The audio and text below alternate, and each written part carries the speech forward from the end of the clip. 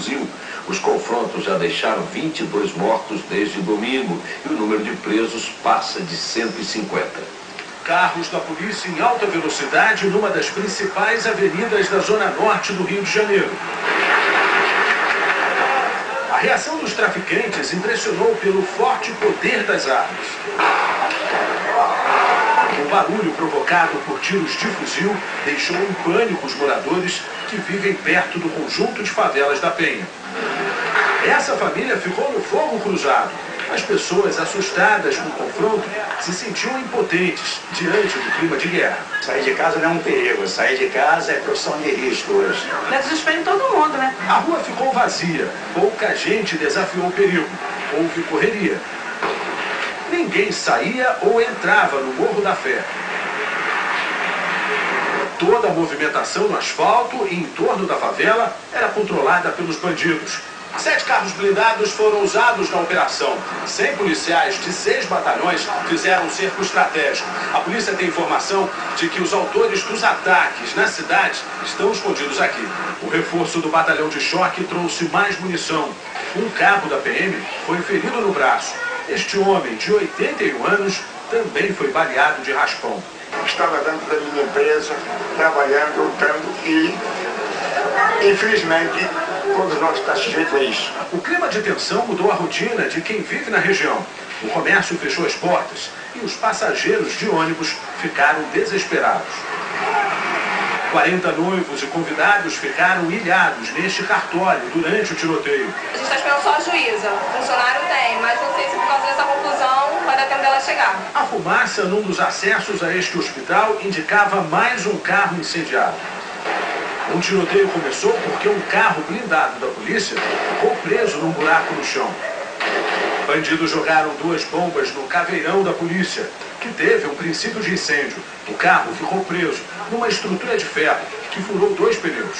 À tarde, o BOPE, tropa de elite da Polícia Militar, ocupou uma das áreas mais violentas da cidade, a Vila Cruzeiro, no conjunto de favelas do Alemão. Do alto da Igreja da Penha, era possível ver a movimentação dos criminosos. A polícia também ocupou o conjunto de favelas de Manguinhos, na Zona Norte.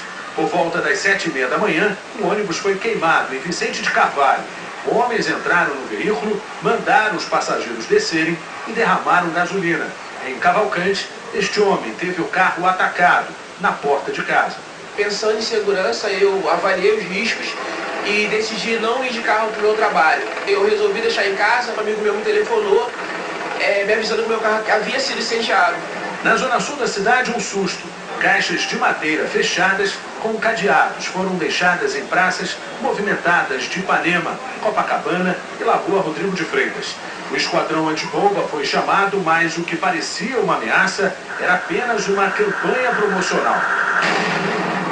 Esta madrugada teve a série de ataques mais intensos. Em Niterói, São Gonçalo e na Baixada Fluminense, 9 carros e 3 ônibus foram incendiados e uma cabine da PM fuzilada. Está uma insegurança total, a gente não sabe o que fazer no Rio de Janeiro.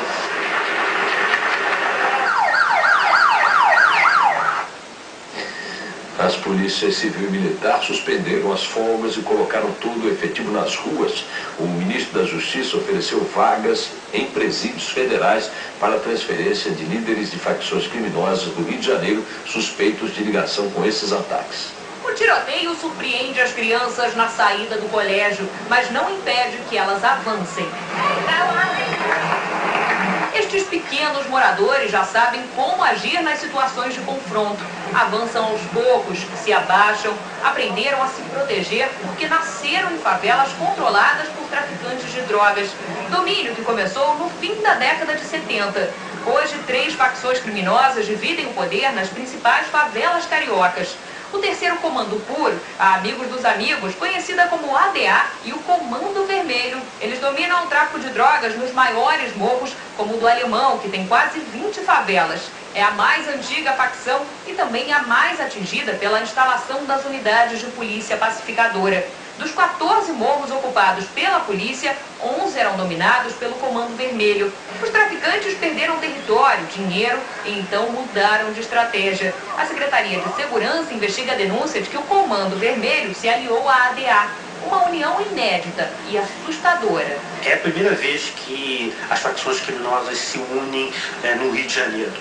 Isso representa um último esforço, né, dessas facções para tentarem sobreviver à unidade de polícia pacificadora.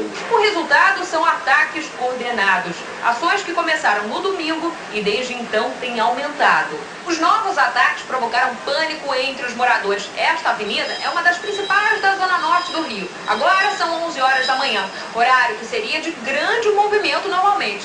Só que agora, olha só como é que está aqui.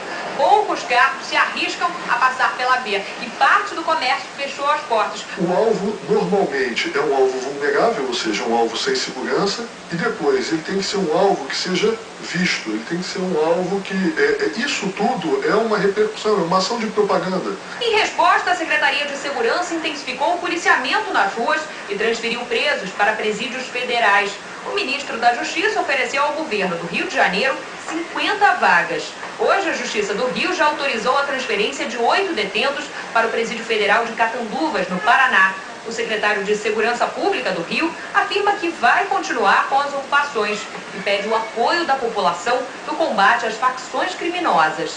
A sociedade tem que pensar que a cada pessoa com antecedente criminal presa, a polícia trabalhou 2 vezes. E se prender 3 vezes, a polícia e o erário público gastou 2, 3 vezes. Assustador mas o Rio de Janeiro tá sofrendo mudanças e a gente tem que lutar para que isso melhore. Essa observação aí do secretário de Segurança do Rio, Beltrame, sobre as vezes que a polícia é obrigada a prender, é uma observação quanto à quantidade de vezes em que a justiça solta os bandidos presos. A polícia prende, a justiça solta. A justiça prende e essa rotina vai alimentando essa guerra carioca.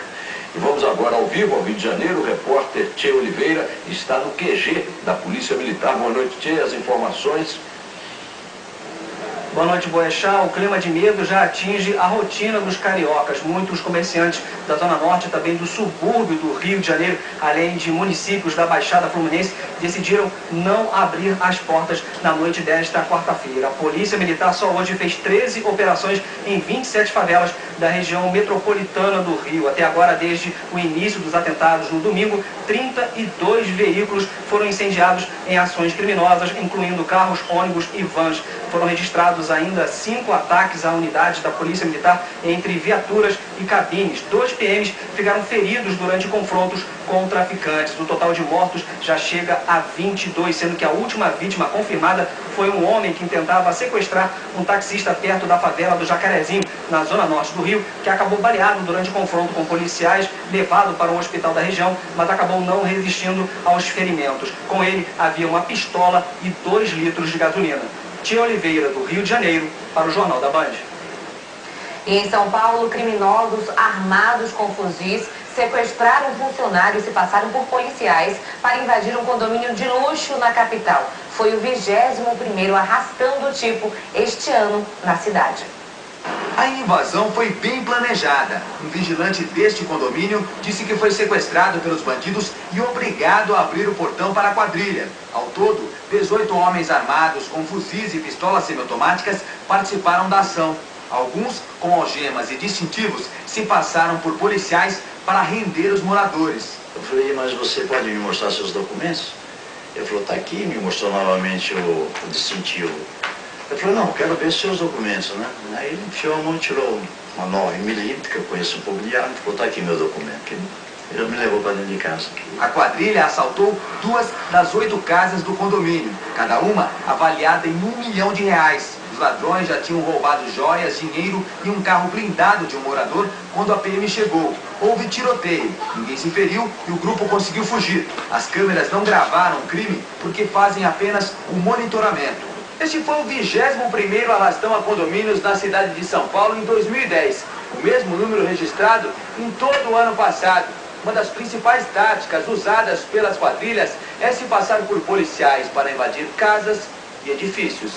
Em setembro, 3 bandidos entraram neste prédio em São Paulo com uma viatura clonada da Polícia Civil e usando uniformes da corporação. Subiram com um falso mandado judicial até um apartamento.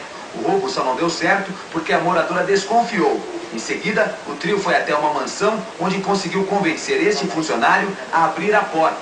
Essas imagens exclusivas mostram um dos bandidos dentro da casa. Ele usava a mesma